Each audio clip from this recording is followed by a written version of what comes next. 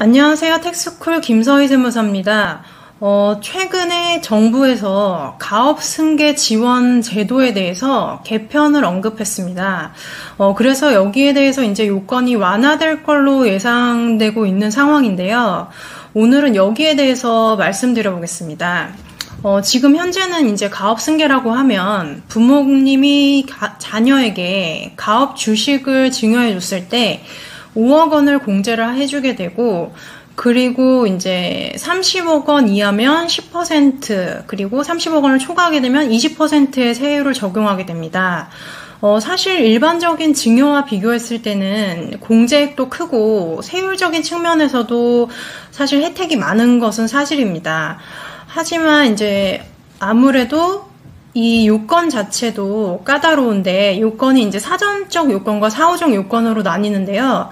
사전적 요건뿐만이 아니라 사후적으로도 예전에는 이제 10년이었던 게 7년으로 줄어들기는 했습니다만, 사실 7년이라는 기간이 짧은 기간은 아니고, 그리고 다른 요건도 충족해야 되는 것들이 많기 때문에 사실 많이 까다롭다고 느끼시는 게 현실이고, 그리고 또한 이제 부모님이 돌아가시게 됐을 때 그 상속 재산에 이런 증여 가액을 포함하게 되어 있기 때문에 사실 큰 혜택이라고 느끼는 거에 비해서 현실적으로 많이 일어나고 있지는 않은 상황입니다. 즉 활용을 많이 안 하신다는 거죠. 그러면 이제 처음에 이제 말씀드린 것처럼 가업 승계에 대해서 고려를 하고 계신 상황이라면 아무래도 이제 정부 정책에 대해서 정부 정책이 어떻게 변경되는지 방향도 좀 고려를 하시고, 그리고 이런 방법적인 측면에서 사전 증여라든지 아니면 혹은 뭐 양도를 하신다든지 아니면 증여를 하는데 뭐 분산 증여를 한다든지 이런 여러 가지 측면을 좀 검토를 하셔서 절세 플랜을 세우시면 좋을 것 같습니다. 사실 증여를 하거나 양도를 했을 때 그 가액 자체는 평가하는 방법이 있는데요.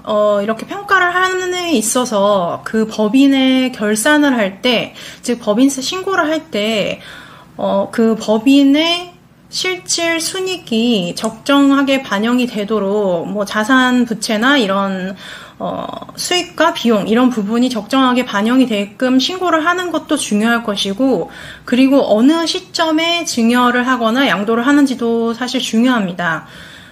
예전에 제가 이제 세무조사를 진행할 때 보면 사실 이제 많은 분들이 뭐 증여나 양도를 할 때 많은 것을 알아보고 하시는 경우도 있는데, 그냥 단순히 안일하게 생각하시는 측면도 좀 없지 않아서 그냥 단순히 액면가액으로 한다든지 이런 경우도 많이 보았습니다. 그렇게 되면은 이제 액면가액하고 실질 그 주식이 평가되는 가액 자체하고는 큰 차이가 날 수 있어서, 그렇게 되면 증여세나 양도세 측면도 세부담이 높아지게 되고, 그런 이제 불이익을 얻을 수가 있는 상황이 되는 거고, 그리고 또한 이제 시점 자체를 예를 들어서 뭐 1년이면 1년, 2년 이런 식으로 달리 했다면 증여세나 양도세를 그렇게 많이 부담하지 않으시는 상황이 됐을 텐데 라는 그런 상황도 있었기 때문에 그런 부분에서 좀 안타까운 마음이 들 때가 있었습니다.